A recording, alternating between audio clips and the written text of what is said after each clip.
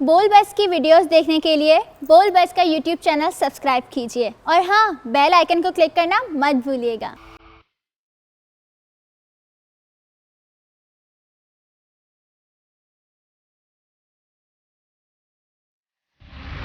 बोल के पाकिस्तान की एक और नई एपिसोड के साथ मैं आ गई हूँ आपकी होस्ट रबीका खान, कुछ नई और पॉजिटिव अपडेट्स के साथ। तो चलिए बिना टाइम वेस्ट किए शुरू करते हैं अपना फर्स्ट सेगमेंट, जिसका नाम है शान-ए-पाकिस्तान।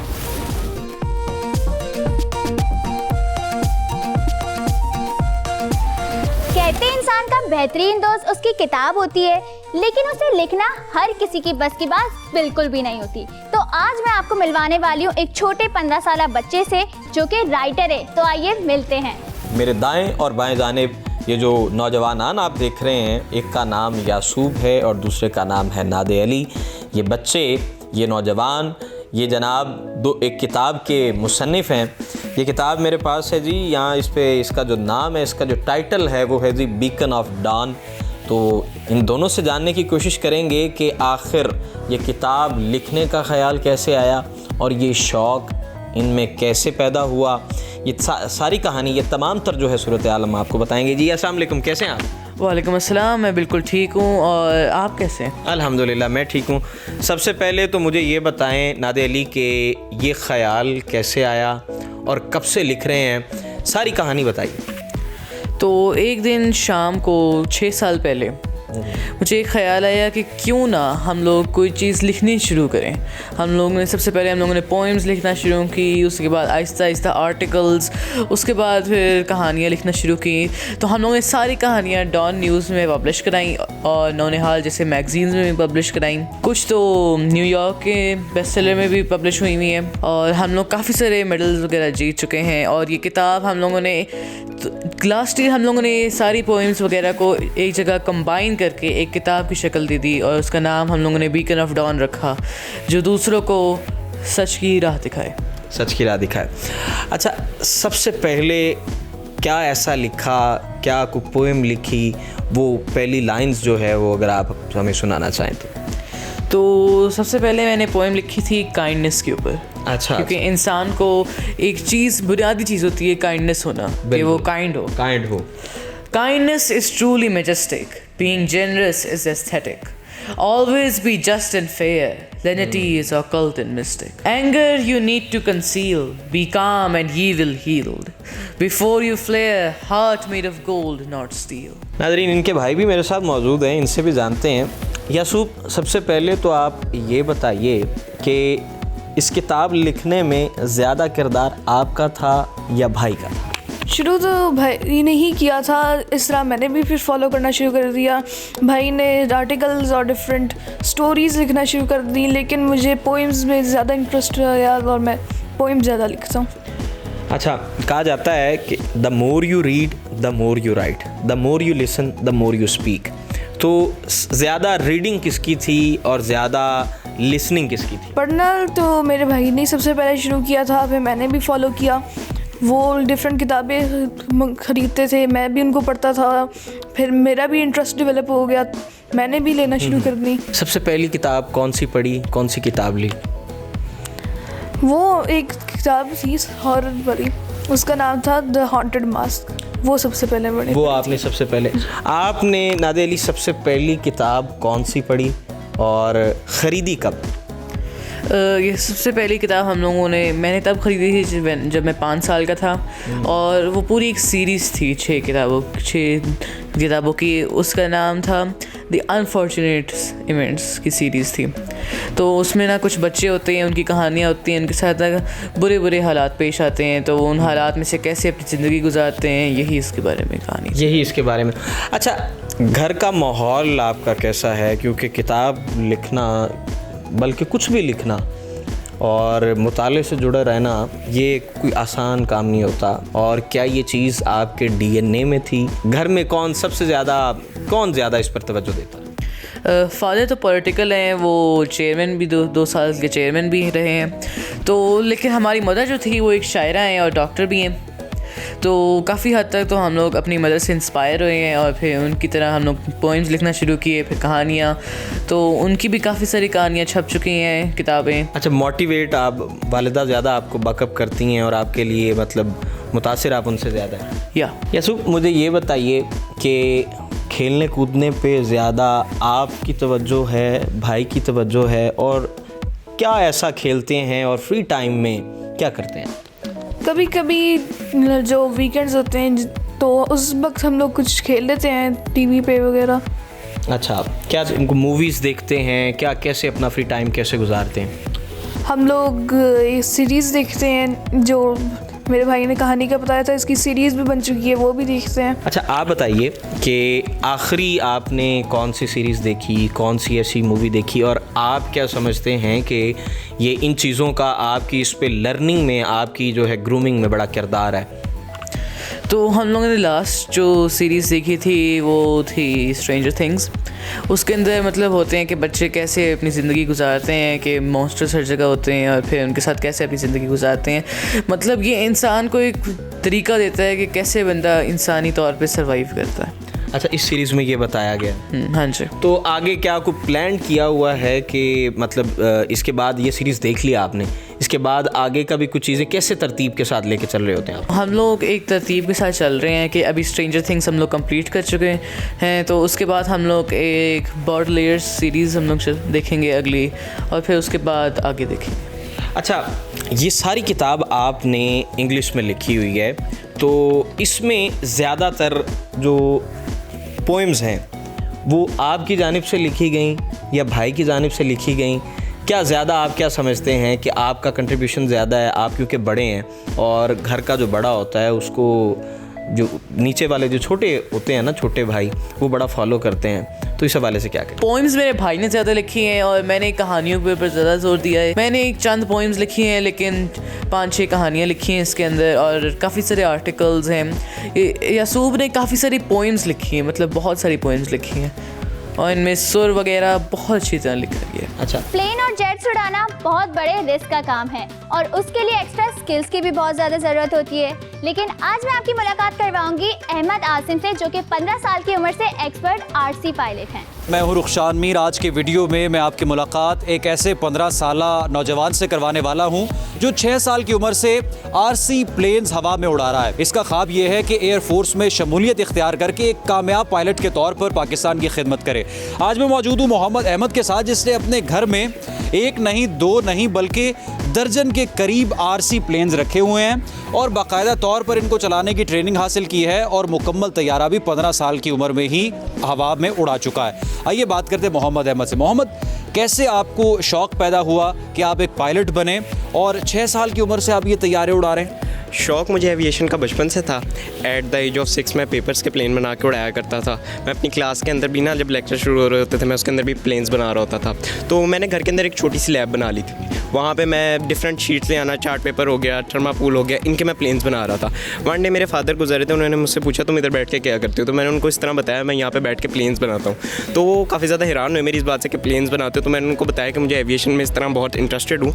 तो फिर उसके बाद मुझे वो एक क्लब लेके गए मॉल क्लब, वहाँ से जाकर मैंने अपनी फ्लाइंग स्टार्ट की थी। ठीक है, अभी आपकी उम्र है 15 साल और आप 9th क्लास के स्टूडेंट हो और एयरफोर्स में जाना चाहते हो, तो ये ट्रेनिंग आपने हासिल कितने अरसा, कितना टाइम लगा कि आप इसमें एक्सपर्ट बन जाओ? टेक्निकलिटीज़ जो हैं इन जहाज़ों की, उनसे भी बखूबी वाकिफ़ हो आप? 7 to 8 ईयर्स लगे थे। मैंने मॉल क्लब था, वहाँ से मैंने अपनी ट्रेनिंग स्टार्ट की थी, और जिनसे मैंने ट्रेनिंग ली थी वो 2 टाइम पाकिस्तान के नेशनल चैम्पियन थे, सर साजिद उनका नाम है। उनसे मैंने पूरी ट्रेनिंग ली थी।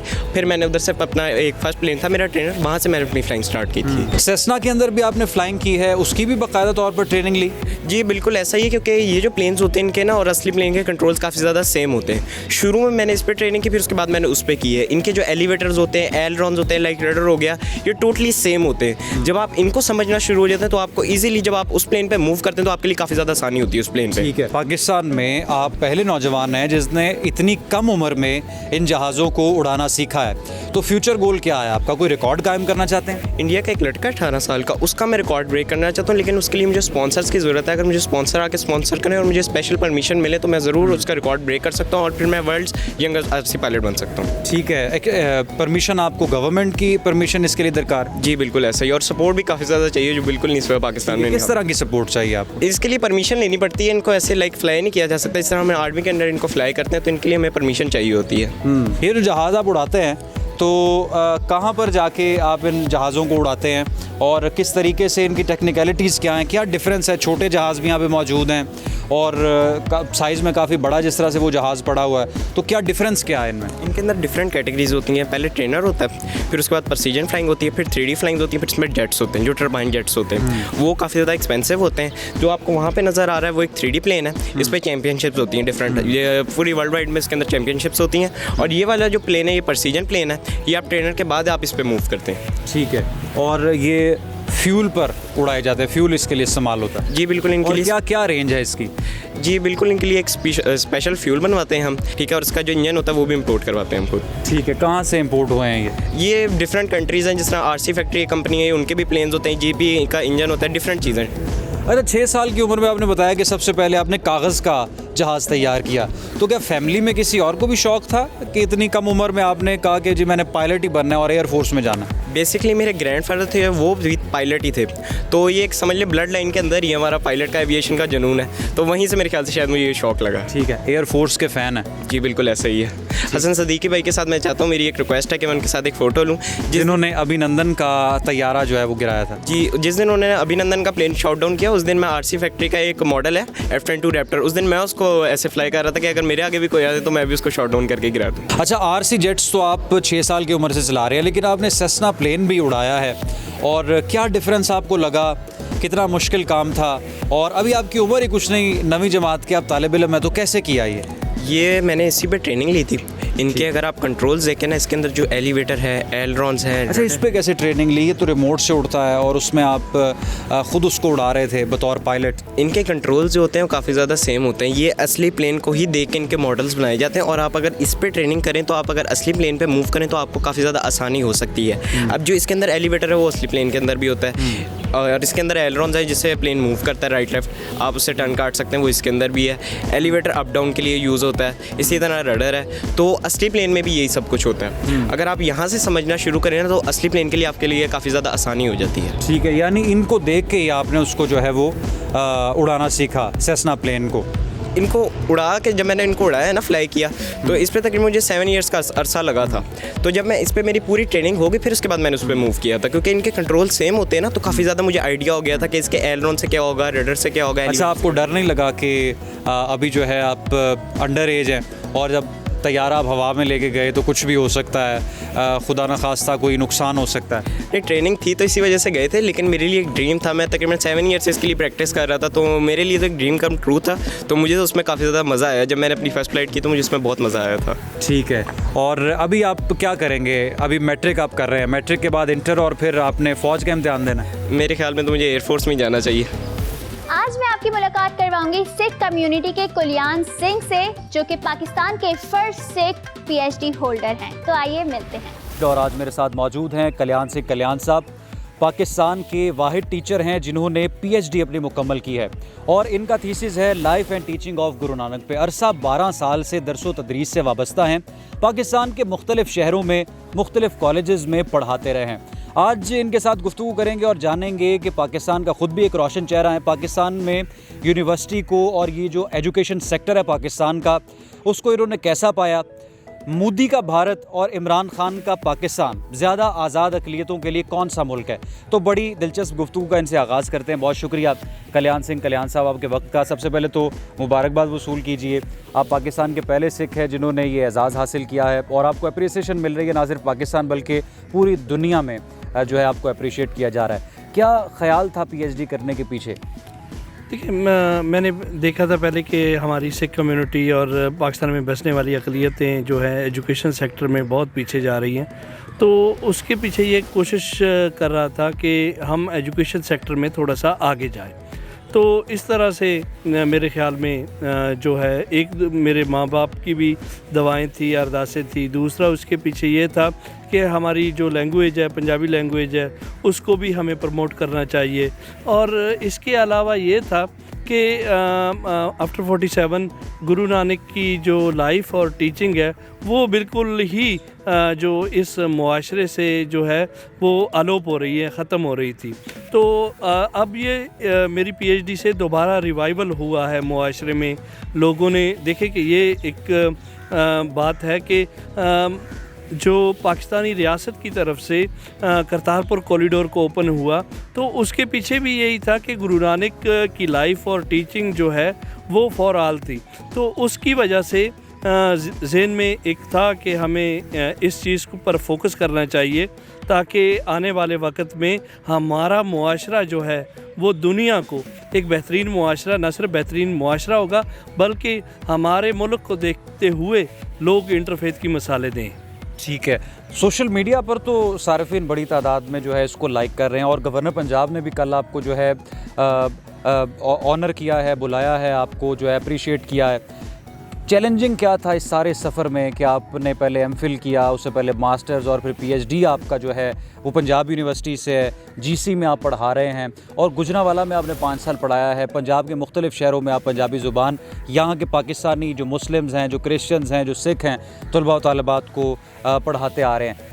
कुछ चैलेंजिंग भी है इस सफ़र में? जी, बहुत सारे चैलेंजिंग हैं इस सफ़र में, और ख़ास तौर पे जब आप अपनी शनाख्त के साथ और वो भी गैर मुस्लिम हो तो चैलेंजेस बहुत ज़्यादा होते हैं। लेकिन ये चैलेंजेस रियासत पाकिस्तान की तरफ से नहीं बल्कि समाजी तौर पर होते हैं। लेकिन मेरे लिए ये सारा कुछ था, एक सफ़र था। उससे पहले जो था मुझे अपनी कम्युनिटी वाले भी आने नहीं दे रहे थे कि आप उधर जाएंगे, उनकी जो वो आपकी शनाख्त है वो ख़त्म हो जाएगी, आपकी मज़हब को कोई नुकसान पहुंच सकता है। तो इस तरह की बातें जो थी हमारी सोसाइटी में भी हो रही थी। लेकिन जो था खुदा की ख़ास करम था। अब अपने मेरे उस्तादों ने, ख़ास तौर पे डॉक्टर नवीद शहजाद साहब ने मेरे साथ जो थी वो इतना कोऑपरेट किया कि मुझे फ़ील ये सारा सफ़र जो है एमए, मेरी पंजाब यूनिवर्सिटी से एमए में तीसरी पोजीशन थी और जो था एमफिल में भी मेरी बहुत नुमाया थी। फिर उसके बाद मैंने पंजाब पब्लिक सर्विस कमीशन से टॉप किया था। तो अब जो है आस्ता आस्ता सफ़र जो है मैं गवर्नमेंट कॉलेज यूनिवर्सिटी तक पहुंचा हूं और साथ में पाकिस्तान में पहला सिख हूं जिन्होंने पीएचडी किया है। तो ये सफ़र जो था इतना आसान नहीं होता एजुकेशन का। इसमें आपको मुआशी तौर पे भी बहुत ज़्यादा चैलेंजिंग का सामना होता है। एज ए मिनॉरिटी भी आपको चैलेंजेस का सामना रहे। लेकिन इस तरह की चैलेंजेस नहीं है जैसे जैसे हिंदुस्तान में अक़लियतों को है, इस तरह की चैलेंजेस नहीं है। यहाँ पे और किस्म के चैलेंजेस हैं जिसको हम फेस कर सकते हैं। अगर आप थोड़े से बहादुर हों तो बहुत अच्छी तरह फेस कर सकते हैं। इस बात में तो कोई शक नहीं कि जितना एक मुस्लिम या मैं पाकिस्तानी हूँ उतने ही पाकिस्तानी आप हैं, और अगर आपने कोई काबिल कदर काम किया है तो उसको उतना ही हम पसंद करेंगे जितना किसी मुसलमान। अच्छा, इंडिया में भी जो सूरत हाल पैदा हुई है उसको आप देख रहे हैं। ये पीछे हिजाब वाला इशू बहुत प्रोमिनेंट रहा, उसके अलावा जो मोदी की पॉलिसीज़ हैं। तो आप पाकिस्तान में रहते हुए और पाकिस्तान में एक जो है नामवर पीएचडी डॉक्टर के तौर पर भी सामने आप आए हैं और दरस तदरीस से जिस तरह से आप वाबस्ता हैं, जो मोदी का भारत है इमरान ख़ान के पाकिस्तान से किस तरह से मुख्तलिफ है? कितनी आज़ादी यहाँ पर है? देखिए, बहुत ज़्यादा मुख्तलिफ है। वहाँ पे रियासतें जो हैं वो उनकी जो फोकस है वो मजहबी सियासत है, जबकि यहाँ पे इस तरह की मजहबी सियासत को वो वोट बैलेंस नहीं मिलता है।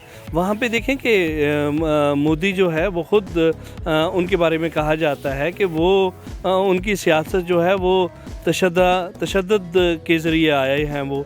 और उसके बाद फिर देखें कि बीजेपी और हिंदुत्व सोच और आरएसएस की सोच, ये वो सोच थी जिससे पाकिस्तान जो है वो निकलने की कोशिश कर रहा है और हिंदुस्तान जो है उसमें फंस रहा है। तो वक्त के साथ ही आम हिंदुस्तानियों को बहुत जल्दी एहसास होगा कि जो ये हिंदुत्व की सोच है ये हिंदुस्तान की डेमोक्रेसी को, हिंदुस्तान की जमहूरियत को, हिंदुस्तान की जो अखंडता को नुकसान पहुंचाएगी। बोल के पाकिस्तान का सफर अभी जारी है। मिलेंगे अपने नेक्स्ट सेगमेंट के साथ। देखते रहिए बोल का पाकिस्तान।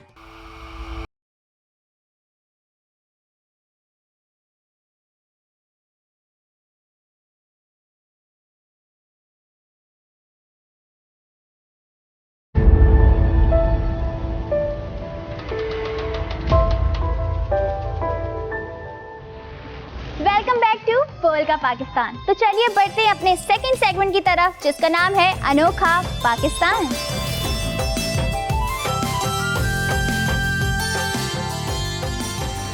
अनोखा पाकिस्तान में सबसे पहले मैं आपकी मुलाकात करवाऊंगी पाकिस्तान की मोटर बाइक स्टंट वुमन से। नहीं आई ना समझ, मतलब कि एक फीमेल स्टंट कैसे कर सकती है, वो भी बाइक पे। तो आइए चल के देखते हैं। मैं हूँ वजीहा नजम। आपने लाहौर की सड़कों पे बहुत सी लड़कियों को बाइक चलाते हुए देखा होगा, लेकिन आज मैं आपकी मुलाकात हुमैरा से करवाऊंगी, जो लाहौर की सड़कों पे हैवी बाइक पे स्टंट करती हुई नजर आती हैं। और इनका ये कहना है कि अपनी शादी वाले दिन भी अपनी बारात खुद हैवी बाइक पर लेकर जाएंगे और अपने दूल्हे को पीछे बिठाकर अपने ससुराल जाएंगे। हुमैरा से बात करते हैं और जानते हैं कि ये शौक इनके अंदर कब पैदा हुआ कि हैवी बाइक पे स्टंट करती हैं और क्या क्या स्टंट कर लेती हैं। अस्सलाम वालेकुम। वालेकुम सलाम। क्या हाल है हुमैरा? मैं ठीक हूँ, आप सुनाएं? मैं बिल्कुल ठीक हूँ। हुमैरा, कब से आप ये बाइक पे स्टंट करी और हैवी बाइक पे स्टंट कैसे, इतना जज्बा कहाँ से आया? बाइक पे जो स्टंट कर रही हूँ वो तो अभी मेरे ख्याल में हो गए हैं 6 मंथ हो गए हैं। 6 मंथ से कर रही हूँ। तो कहाँ से सीखा? घर में भाइयों से, दोस्तों से, किससे? हैवी बाइक तो बड़ा मुश्किल होता है चलाना भी। मेरे लिए कोई मुश्किल नहीं है बाइक चलाना, स्टंट करना। तो ये सीखा मैंने किसी से भी नहीं है, मैंने खुद से सीखा है, अल्लाह ने सिखाया। अल्लाह ने सिखाया। तो अल्लाह ना करे कभी गुजरते गुजरते हादसा, कभी कोई एक्सीडेंट, कभी कोई चोट लग जाए तो क्या होगा? फिर वो जो चोट किस्मत में लिखी है वो तो आनी आनी है। तो आप एक लिमिट में रह के चलाएं, स्टंट ना करें तो कुछ भी नहीं होगा। एहतियात इलाज से बेहतर नहीं है? बेहतर है। अच्छा, कौन कौन से स्टंट्स कर लेती हो आप हैवी बाइक पे?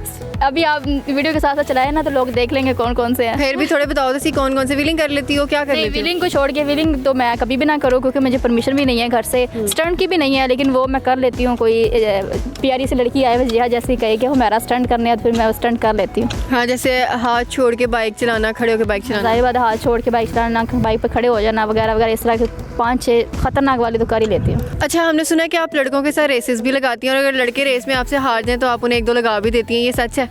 हाँ जी, सच है। ऐसा कभी हुआ है कि कोई लड़का आपसे रेस लगाते हुए आपसे आगे निकल गया और आपने उसको लगा दिया कि भाई लड़की हूँ मैं, मुझे जीतने तो तुम क्यों जीत रहे हो?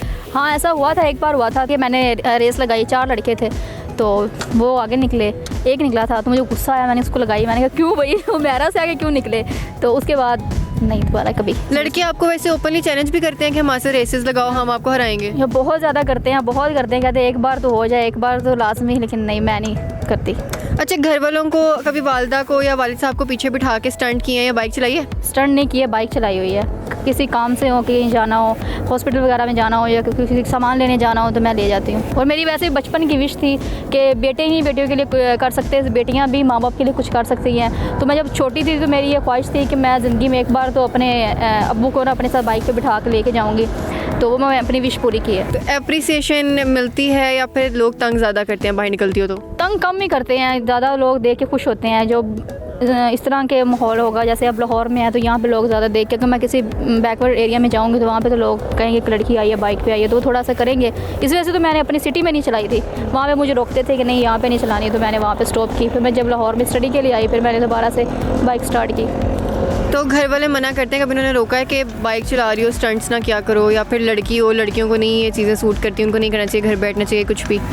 उन्होंने मना किया था, स्टंट से बाइक चलाने से मना नहीं किया। क्योंकि अगर मेरा कहना है कि अगर आप किसी एक चीज़ को लिमिट में रह के करते हो ना तो उसमें कोई मसला नहीं किसी को भी। अगर आपकी फैमिली वैसे भी अच्छी हो, और जैसे मेरी फैमिली अच्छी है, मुझे साथ देती है, तो मुझे किसी की टेंशन नहीं। अच्छा हुमैरा, शादी आपने करनी है तो आपने कहा है भाई कि आपने ऐसे लड़के से शादी करनी है, इसको आप पीछे बिठा के खुद लेकर अपनी बारात पे, क्या प्लानिंग है आपकी अपनी शादी की? हाय, वैसे ये ना ही सवाल करती, ये सरप्राइज़ होता, अल्लाह करे जल्दी ये टाइम आए। तो मेरी ख्वाहिश है कि मेरी बारात आए और मैं बाइक पे खुद ही चलाऊँ और मेरा दूल्हा भी पीछे ही बैठे और ये हिस्ट्री में लिखा जाए कि हमारा बाइकर अपने ही दूल्हे को। और अगर वैसे भी लव मैरिज हुई तो, अरेंज हुई तो मैं कहना चल खोती रेडी थी यार। तो अगर आपकी लव मैरिज होती है, आपके लड़के से बेइंतहा मोहब्बत है, वो लड़का आपको कहता है यार तुम या मुझे रख लो या बाइक चला लो, कोई एक चीज़ करनी है तुमने, या तो मेरे साथ रहना है, बाइक चलानी है, मेरे घर वालों को चीज़ें पसंद नहीं है, सोसाइटी इजाज़त नहीं देती, क्या करोगी? देखें, जितनी माशाल्लाह मैं फेमस हो गई हूँ, अब हर किसी को पता है कि हमारा बाइकर है, बाइक चला रही है। तो भी कोई रिश्ता आएगा ना, उनको पता होगा हम हमारा बाइकर के घर जा रहे हैं रिश्ता लेने। तो जिसने आना है उसने आना ही है ये सोच के कि हमारा बाइकर है, तो क्या पता आगे बाइक चलाए। तो किसी से बड़ा प्यार हो जाता है, बंदा बहुत पसंद आता है, इश्क में उसके पागल हो जाती है, उसके लिए बाइक चलाना छोड़ दोगी? इश्क में पागल तो अल्लाह ना करे, कैसा हो, दुआ भी करें आप लोग कि ऐसा बंदा, किसी को इश्क ना हो और हो भी तो पागल ना हो। तो अगर ऐसा हो भी जाता है तो वक्त के साथ साथ चीज़ें चेंज होती रहती हैं। शादी के बाद शादी के बाद अगर वो कहेगा छोड़ दो, कम कर दो, तो कर दूंगी, कर दूंगी, कॉम्प्रोमाइज़ कर लूँगी। तो अगर सास कहे? अगर लव मैरिज हुई तो, अरेंज हुई तो नहीं। अल्लाह करे तुम्हारी लव भी हो, अल्लाह करे सबकी लव हो, अच्छा, और अगर सास कहे कि नहीं ये क्या काम है, शौहर भी कह दे चलो ठीक है, सास कहे कि नहीं शादी वाले दिन नहीं करना, लड़के को पीछे बिठा कर नहीं लेके आना, शराफत से गाड़ी में आना, क्या करोगी? कुछ भी नहीं करूँगी, क्योंकि अभी आपके इंटरव्यू के बाद शायद दुनिया ज़्यादा जान जाए हमारा बाइकर को। तो मैं कह रही हूँ कि वो तो मैंने करना ही करना है। जिसने रिश्ता देखने आना है वो ये सोच के आए कि हमारा बाइकर ने ये काम करना है, जिसने नहीं करना वो अपने घर पे बैठे। अच्छा हुमैरा, आपने सेल्फ डिफेंस की ट्रेनिंग भी ली हुई है और आप बड़ी सख्त भी हैं, ठीक है? तो अगर कभी कोई ऐसा हुआ कि लड़के ने किसी बाहर बदतमीज़ी की हो या आपको कुछ कहा हो, तो आपने मुझे सेल्फ डिफेंस की ट्रेनिंग ली हुई है सारी, वो सारी निकाल दी उस पर? बहुत ज़्यादा निकाली है। मेरे तो फैमिली इस बात से मेरे से तंग भी थे, मुझे मार्केट लेके नहीं जाते थे, क्योंकि मुझे गुस्सा आना किसी लड़के ने मेरी तरफ देखना तो मुझे कहना है इसने देखा, इसकी जरूरत क्या है, इसने मुझे देखा है, उसको मैंने वहीं से पीटना। तो मैंने स्कूल में लड़कों को काफ़ी मारा हुआ है। वो मेरे से पहले मेरे घर पहुँच जाते थे कि आंटी हुमैरा ने मुझे मारा है। वो मेरे घर में हंसते थे, हुमैरा तुम ये क्या बाहर क्या लड़कों वाली हरकतें कर रही हो, लड़के तुमसे पहले तुम्हारे घर आए होते हैं। तो मैंने बहुत लड़कों को मारा। वैसे भी रास्ते में जाते हुए मेरे से कोई इस तरह की ना ये फजूल चीज़ें मेरे से बर्दाश्त नहीं होती। कोई लड़की को देख रहा है, कोई मुझे देख रहा है, या कोई इस तरह की कोई हरकत कर रहा है, अब भी कोई कर रहा हो तो मैं बर्दाश्त नहीं करती, मैं जाकर मार देती हूँ। हमारी अगली स्टोरी है सुपर एक्साइटिंग, जहां हम आपको मिलवाने वाले हैं टार्जन से। अरे कार्टून वाला टार्जन नहीं, बल्कि कराची में रहने वाला जीता जागता टार्जन। जनाब, इस वक्त हम फरमान टार्जन के घर पर मौजूद हैं और आइए इनसे बात करते हैं, जानते हैं इनके बारे में कि ये किस तरह से गुजारा करते हैं और ये दरख्त पे ही रहने का क्यों सोचा इन्होंने। अस्सलाम वालेकुम। वालेकुम सलाम। कैसे हैं फरमान आप? अल्लाह का शुक्र है, ठीक ठाक।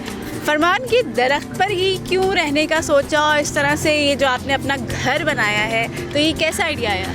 ये मुझे कौवे को देख के आइडिया आया कि कौवे भी कितने सुकून से, आंधी आए तूफान आए उनका घर गिरता नहीं है, किस तरीके से खड़ा रहता है, उसमें वो बच्चे भी पैदा हो जाते हैं और वो बड़े भी हो जाते हैं। मैंने कहा चलो मैं भी कुछ बना के देखता हूँ ऐसा कुछ कि घर के टाइप का बनता है या नहीं बनता है। तो माशाल्लाह देखिए आपके सामने इतना प्यारा घर है और बिजली की भी ज़्यादा मुझे ज़रूरत नहीं पड़ती। हवा ठंडी ठंडी इस रुख से हवा आती है और इस रुख से हवा चली जाती है और मुझे नींद भी बहुत प्यारी आती है। शुक्र है उस मालिक का, वो अल्लाह का घर सामने है, नमाज़ पढ़ते हैं, मस्जिद में सजदा देते, बीमारियों से भी दूर, परेशानियों से दूर, बड़ा सुकून मिलता है। सुकून मिलता है यहाँ पर। अकेले रहने में मज़ा आता है? जी बहुत बहुत ज़्यादा अकेले रहने में मज़ा आता है जब ये परिंदे साथ होते हैं। ये आज तो आप लोग आए नहीं तो कौवे यहाँ लेन से बैठे हुए थे, कब फरमान खाना आए, कब हम उसका ज़बरदस्ती छीन के ले जाएं। तो ये बताओ, इंसानों से दोस्ती अच्छी है कौवों से?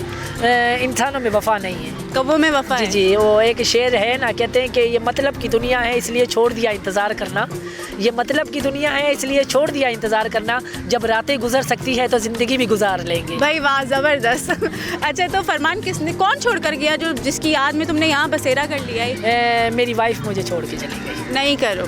जी हाँ। कैसे? तो बस मैं किराए का मेरा मकान था, मैं कायदाबाद में किराए पे रहता था, अपनी मम्मा के साथ रहता था।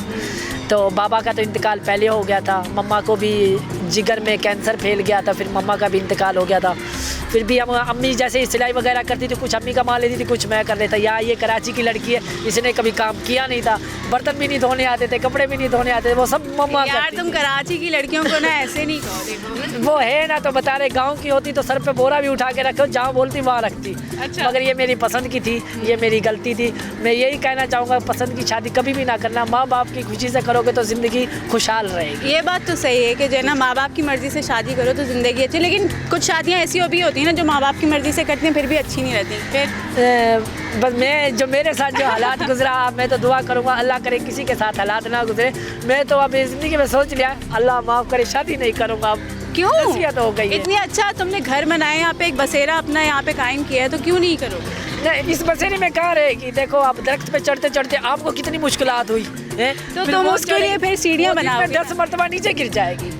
चलो ये बताओ कि गुजारा कैसे करते हो, क्या करते हो, अपने बारे में बताओ। कहाँ से ताल्लुक़ है तुम्हारा? मेरा ज़िला शिकारपुर तालका खानपुर का हूँ। मैं छोटे से गांव मियाँ जेगोट का हूँ और मैं वहाँ पे काम वगैरह नहीं था और कुछ ऐसी जायदाद वगैरह भी नहीं थी। एक छोटा सा प्लाट है, घर में गांव है, वहाँ भी ज़्यादा इतना महंगा नहीं है, मगर वो बेचना नहीं हो क्योंकि माँ बाप की कब्र उधर है। जब भी जाना होता है यहाँ से उस घर में रहना होता है हमें। तो यहाँ पे नीचे पार्किंग है, वहाँ मैं अपनी गाड़ियाँ वगैरह साफ़ करता हूँ और वहाँ के जो 2 पैसे आते हैं, कभी कभी जो होटल से पराठे लेके आता हूँ, जो महीने का बिल बन जाता है, कभी 5,000 बन जाता है, कभी 6,000 बन जाता है, उसमें मैं ये जी होटल का अच्छा, तो घर वालों ने देखा है ये तुमने जो यहाँ पे बसेरा किया हुआ है दरख्त पर इस तरह से, तो कैसे घर वाले क्या कहते हैं? जी, तो कुछ टाइम पहले ना, तकरीबन 2-3 साल पहले मेरी मम्मा आई थी इधर ना, तो वहाँ मार्केट आई थी सब्ज़ी वगैरह लेने के, यहाँ सस्ती मिलती है।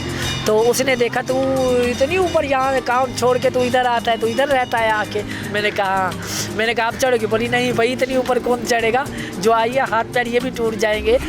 तो बस वो देख के भाई वगैरह आते हैं, थोड़ी देर बैठते हैं और चले जाते थे। वो भी ऐसे ही चढ़ कर आते हैं? हाँ, वो भी ऐसे ही चढ़ के आते हैं। यहाँ तुमने सीढ़ी वीढ़ी क्यों नहीं बनाई? यहाँ मेरा पहले यहाँ सामान पड़ा था, कटोरे रखे होते हैं, वो दूसरा सामान रखा था, आटा का थैला रखा था, यहाँ मैं रोटियाँ भी बनाता था, मेरा सारा सामान चोरी हो गया। ये एक रिहायशी इलाका है, तो यहाँ पे तुम इस तरह से रहते हो तो आसपास के लोग शिकायत तो नहीं करते? नहीं, अल्हम्दुलिल्लाह यहाँ की एक खाला है, वो आवाज़ दे के जब उनके घर दावत वगैरह होती है या कोई पार्टी वगैरह होती है तो आवाज़ देती है, फरमान बेटा खाना ले जाओ, आके गर्म रखा हुआ फिर ठंडा हो जाएगा। अल्हम्दुलिल्लाह ये पीछे बिल्डिंग है, बहुत सपोर्ट करती है। इसके अंदर केरियाँ लगी हुई हैं, अभी छोटी छोटी है, नज़र आ रही होंगी आपको, बूर लगा हुआ है इसमें। यहाँ पे तकरीबन 2-2 किलो की थैली, 10 घर है इसके अंदर पूरी बिल्डिंग में 10 घर हैं, 2-2 किलो की सबके घरों में देता हूँ, हर साल देता हूँ मैं। अच्छा। और वो भी मुझसे खुश है, मैं भी उनसे खुश हूँ।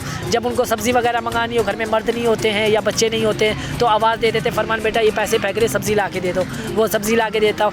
वो मुझसे कोई उनको परेशानी है ही नहीं। ठीक है, अल्लाह का शुक्र है, मुझसे बहुत खुश। अब भी आवाज़ दे रही थी, फरमान देखते रहना, हमारी गाड़ी खड़ी हुई है ऊपर से, आप देखते रहना, कोई मतलब कुत्ता बिल्ला चढ़ जाता है ऊपर, उनको भगाना पड़ता है। अल्लाह का शुक्र है। मोहल्ले वाले तो फरमान से बहुत खुश हैं, तो ये बताएं फरमान अपनी लाइफ से खुश है, इस लाइफ से खुश है जो ये यहाँ पे? जी जी, अल्हम्दुलिल्लाह। कहते हैं ना, अल्लाह जिस भी हालात में रखे ना, इंसान को खुश रहना चाहिए और हर हाल में शुक्र मनाना चाहिए। तो इसमें भी कोई अल्लाह की कोई ऐसी बात ही होगी जो मुझे इस हाल में, क्या पता अल्लाह कब मेरे सर पे हाथ रख ले, कब मुझे इस हवेली से बड़ा बंगला मिल जाए। बस सारी उम्र यही देखा, लोग बड़ी गाड़ी है, एक बड़ा बंगला, एक हसरत होती है एक इंसान की। फिर भी मैंने कोशिश की, बेसन भी लगाया यहाँ पे और यहाँ पे टैंकी भी रखी, और ये मैंने अपने पर्दे लगाए हुए हैं। यहाँ हफ्ता बाजार लगता है, वहाँ से सस्ते मिल जाते हैं पर्दे। फिर ये बराबर में चूल्हा मिट्टी का मैंने बनाया है। यहाँ पे चूल्हा बना हुआ है? हाँ, यहाँ लकड़ी से केतली में चाय बना, केतली में चाय, अभी भी कावा बना हुआ है इसके अंदर, तो यहाँ आग लगने का भी कोई टेंशन नहीं है, नीचे मट्टी है।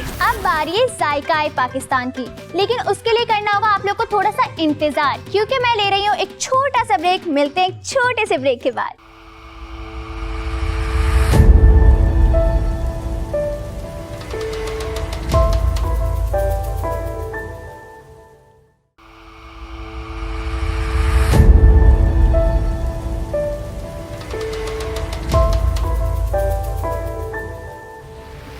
वेलकम बैक टू वर्ल्ड का पाकिस्तान।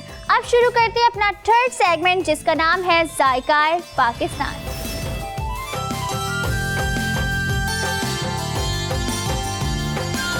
सबसे पहले मैं आपको लेके चलती हूँ कराची की मशहूर फूड स्ट्रीट हाईवे, और वहाँ हम टेस्ट करने वाले दुआ रेस्टोरेंट की स्पेशलिटी। तो आइए टेस्ट करते हैं चल के। Hello people, this is me Ramsha Sajid and you are watching Bol Bas. तो भाई मेरे पीछे आप देख रहे हैं कि ये दुआ के हाथ है और हम हैं दुआ रेस्टोरेंट पर। अभी ये दुआ रेस्टोरेंट ने अपनी ब्रांच रिसेंटली ओपन की है, 20 दिन हुए हैं। पहली वाली जो उनकी हॉस्टल वाली ब्रांच है वो हम कवर कर चुके हैं और बता चुके हैं कि उनका खाना कैसा था। अब यहाँ हम देखने आए कि इनका ये वाला जो रेस्टोरेंट है, ये जो ब्रांच है, इसमें क्या खाना वाकई लजीज है। तो लेट्स फाइंड आउट।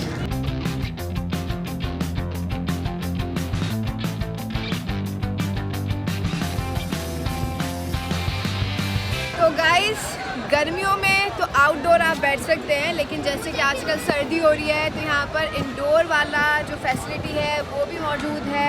गर्मा गर्म खाना इंडोर सर्दी में आप इंजॉय कर सकते हैं दुआ रेस्टोरेंट।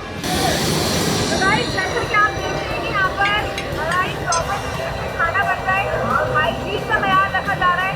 तो अपने मास्क पहने हुए और ओपन खाना है।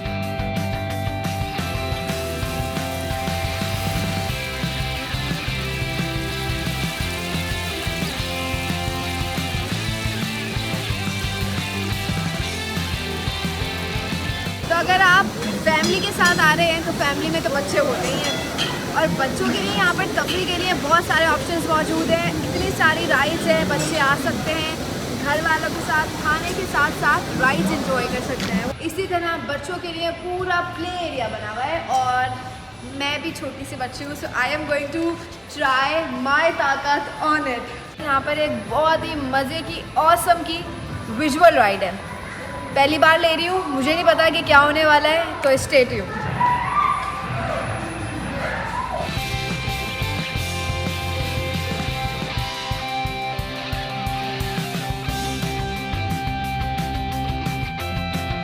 Oh my God, क्या था मुझे समझ नहीं आया।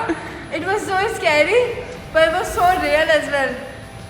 मुझे लग रहा था कि मैं वाकई गेम के अंदर हूँ एंड देन मेरी दुनिया इधर उधर हो रही है। It was so good, guys. I think you should try it. तो guys, इस वक्त मेरे साथ मौजूद हैं यहाँ के मैनेजर और सुपरवाइज़र जो यहाँ इस पूरी जगह को सुपरवाइज़ करते हैं। तो उनसे जानेंगे कि दुआ रेस्टोरेंट की स्पेशलिटी क्या है और वो लोगों को क्या मैसेज देना चाहते हैं दुआ रेस्टोरेंट के बारे में। जी सर, बताइएगा। इस वक्त हमें यहाँ आए हुए 20-21 दिन हुए हैं और आपके सामने यहाँ मौजूद इतना बड़ा क्राउड और फिर ऑलमोस्ट यहाँ वेटिंग पर इस वक्त है। दुआ रेस्टोरेंट को किसी भी किस्म की प्रमोशन या किसी चीज़ की ज़रूरत नहीं है। दुआ रेस्टोरेंट सुपर हाईवे कराची अपने मुनफरिद कढ़ाई और देसी खानों की वजह से मशहूर है। यहाँ हमारे यहाँ की स्पेशलिटी है पेशावरी कढ़ाई है, जो कि दुम्बा और बकरा इन दोनों में बनाई जाती है। उसके अलावा देसी मुर्गा जो लोग यहाँ ख़ास तौर पे पसंद करते हैं, अपने सामने कटवाते हैं और बनवाते हैं। एक ख़ास तादाद में लोग यहाँ आकर उसको खाते हैं। ज़्यादातर लोग अभी वेटिंग पर हैं, तो आई डोंट थिंक सो कि दुआ को किसी प्रमोशन की ज़रूरत है। यहाँ पर आप लोग आ सकते हैं और एंजॉय कर सकते हैं। स्टार्टर में हमने ऑर्डर की थी फ़िश एंड चिप्स, बहुत ही ज़्यादा मज़े की थी और सबसे ज़्यादा अच्छी बात जो मुझे लगी, काफ़ी क्रिस्पी थी। तो I think you guys should come and try it as well. तो गाइस, बहुत सारा हमने ऑर्डर किया है, अब खाएंगे और आपको बताएंगे कि ये कितना यमी है।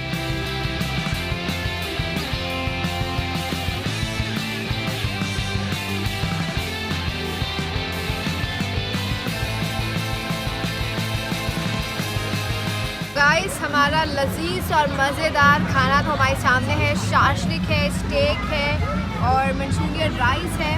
इसके अलावा भी हमारी मटन कढ़ाई और गोश्त है जो इनकी स्पेशलिटी है, वो सब हमने ऑर्डर किया है। सब कुछ आ रहा है। खाने वाले हम लोग कम हैं, लेकिन खाना बहुत मज़ेदार लग रहा है, तो I guess I am going to finish it. खाना कैसा है ये आपको मैं खाने के बाद बताऊँगी। गाइस, इतना सारा खाना ऑर्डर किया था, इतना लजीज था और सब कुछ इतने ज़्यादा मज़े के खाने थे कि मैं आपको बता नहीं सकती। ये आपको आके खुद ट्राई करना पड़ेगा। जायकाए पाकिस्तान का सफ़र अभी जारी है। लेंगे यहाँ पे एक शॉर्ट कमर्शियल ब्रेक। मिलते हैं एक छोटी सी ब्रेक के बाद।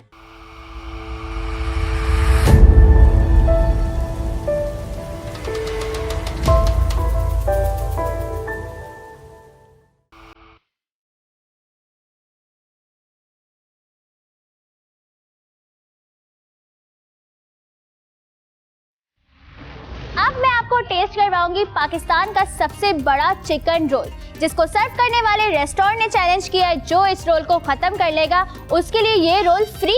तो चलिए चल के टेस्ट करते हैं। तो आज हम मौजूद हैं इस वक्त पार्टी फास्ट फूड में। यहाँ पे एक चंद रोज़ कबल एक वीडियो बहुत वायरल हुई है जिसमें इन्होंने ये दावा किया कि हमारा भाई एक मखसूस रोल है, कराची का सबसे लंबा रोल, मतलब बड़ा रोल जिसे कोई खा नहीं सकता, और उसको खाने के लिए उन्होंने टाइम लिमिट लगाई हुई गालिबन 15 मिनट की। विनिंग प्राइस उसका ये है कि एक तो रोल फ्री हो गया आपको, दूसरी बात ये है कि उसके साथ आपको मिलेंगे 1000 रुपये। हमारे साथ थे यासिर भाई, थे। एक नया बंदा इतना सफ़र करके आया है इसी चैलेंज को एक्सेप्ट करने के लिए। मैं पहले उनको बुलाता हूँ, उनसे बात करते हैं। काविश भाई अस्सलाम वालेकुम, इधर आइएगा।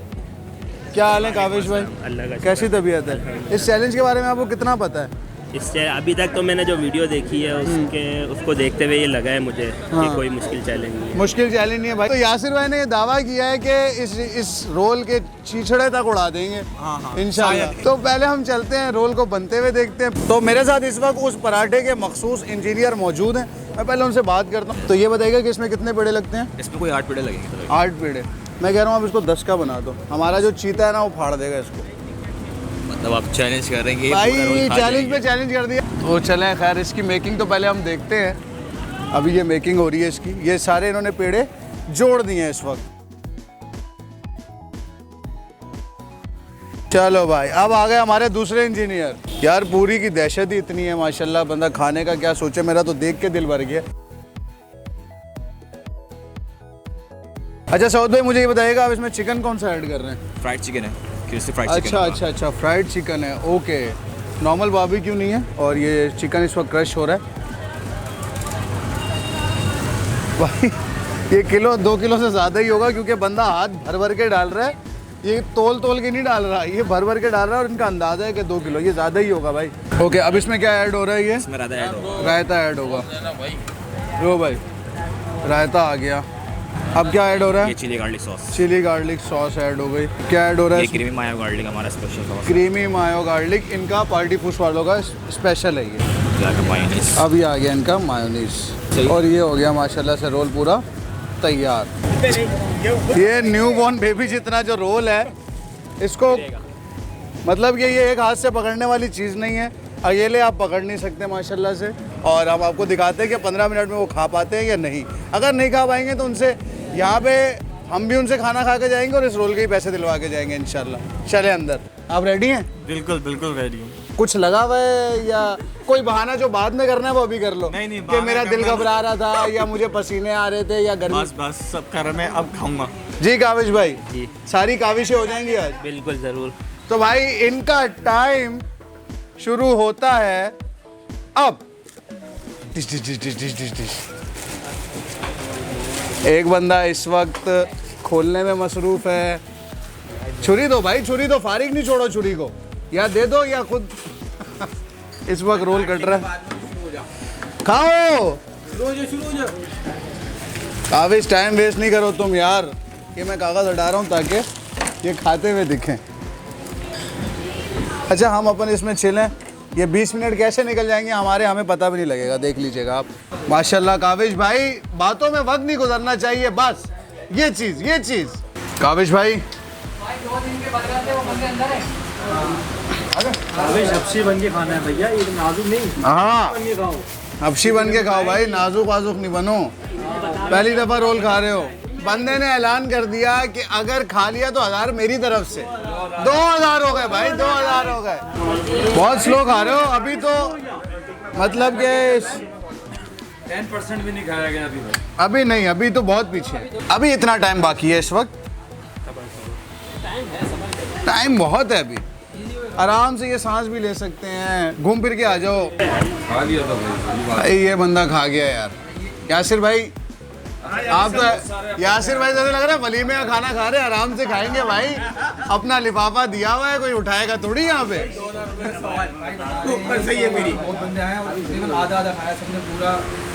पूरा कोई भी नहीं खा सका। ले गया लड़का, ले गया भाई। काबिश ले गया भाई।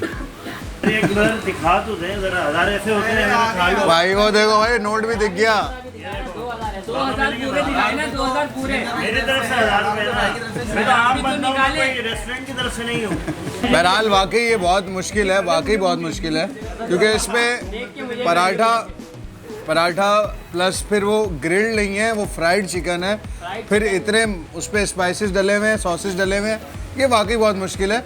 वो भी स्मार्ट है, उन्होंने माशाल्लाह ऐसे नहीं चैलेंज दिया हुआ, लेकिन खैर फिर भी चैलेंज बंदे ने एक्सेप्ट किया काविश भाई ने। टाइम भाई अभी सिर्फ और सिर्फ हुआ 5 मिनट, और काविश भाई तो आधा निपटा चुके हैं शायद। काविश भाई अच्छा खासा निपटा चुके हैं, ठीक है। यहाँ तो भाई जबड़े भी नहीं डल रहे हैं, लोगों के जबड़े थक गए हैं। यासिर भाई क्या उम्मीद है? हैवी बहुत है। हाँ काविश भाई वो डाला है, टेस्ट तो बहुत अच्छा है। जो मायोनीज डाला है वो पैसे पूरे कर रहा है। 10 मिनट गुजर चुके हैं। असल में सीन यह है, हाँ भाईजान का जो मायोनीज इसमें डाला हुआ है ना, हाँ वो बहुत ज़्यादा हैवी है। सही है। जो इस टाइम पे मैं चबा नहीं पा रहा, निकल भी नहीं पा रहा इस चक्कर में। और टेस्ट कैसा है? टेस्ट तो आला है, मज़ा आ रहा है खाने में? बेहतरीन। मतलब जितना खा रहे हैं उतने मज़ा आ रहा है काविश भाई? खाने में तो बहुत मज़ा आ रहा है, हाँ। लेकिन ये जो पराठे और अंदर जो क्रिस्पी चीज़ें जो डली है ना, इसकी वजह से जबड़े ने जवाब दे दिया। जबड़े ने जवाब दे दिया। भाईजान इससे अब मेरी रिक्वेस्ट है कि इसका मिल्क शेक बना के दे दें या सूप बना के दे दें, क्योंकि चबाने में मसला हो रहा है। खैर अभी इनके पास फिर भी 9 मिनट बाकी हैं। कंटिन्यूटी पे रखे भाईजान, खाते रहें। मैंने हार नहीं मानी, मैं खाऊंगा पूरा ब्रेक लेके। बट वो वाला सीन है, हजम कैसे होगा ये समझ नहीं आ रहा। अभी टाइम है, 8 मिनट है काविश भाई। लेकिन क्या उम्मीद है जीतने के कितने % चांसेस हैं? जबड़े ने अगर साथ दिया तो जीत जाऊंगा। चलो अल्लाह पाक बेहतर करे इंशाल्लाह। अभी तकरीबन आधा यहाँ भी पड़ा हुआ है और यहाँ भी तकरीबन पड़ा हुआ है। जी हाँ, तो तुम हारे हुए तो वैसे भी हो, तो फिर हार ही मान लो। 6 मिनट तो बहरहाल बाकी हैं अभी भी। खाएंगे तब भी 6 मिनट है अभी, वाकई नहीं। दोनों ने हार मान ली माशाल्लाह से। और ट्राई किया था। हाँ यासिर भाई, नहीं हो पाएगा, नहीं हो पाएगा। तो दोनों ने 5 मिनट पहले हार मान ली। बहरहाल टेस्ट यकीनन इनका वाकई बहुत मजे का, इसने ही बताया। टेस्ट कैसा था भाई? टेस्ट तो बहुत आला है भाईजान। जिसने बनाया ना उसने तो बोला है कोई कर ही नहीं पाएगा ये। हाँ, इसमें जो चीज़ आ रही है वो डाल दो। तो तुम क्या कहोगे यार, तुम तो इतनी दूर से आए थे। ये तो एक्सेप्ट किया था तभी इतनी दूर से आए। अरुण भाई, लड़कों के ना जबड़े थक रहे हैं थोड़े से, तो आप ऐसा करें इसका कोई मिल्कशेक की भी कोई स्कीम निकालें। वैसे ही करना पड़ेगा क्योंकि खाना तो बहुत मुश्किल है। तो अभी तक किसी किसी लोग यहाँ पर आए हैं, हाँ। तकरीबन 70 से 100 के करीब लोग आके गए, किसी ने भी एक कौन सी ये कंप्लीट नहीं किया है चैलेंज। बोल के पाकिस्तान का सफर यहीं पर खत्म होता है। उम्मीद है आप सबको बहुत ज्यादा पसंद आया होगा। अपना फीडबैक हमारे YouTube चैनल पे जरूर दीजिएगा। मिलने आऊंगी अपनी नेक्स्ट एपिसोड में। जब तक के लिए अल्लाह हाफिज।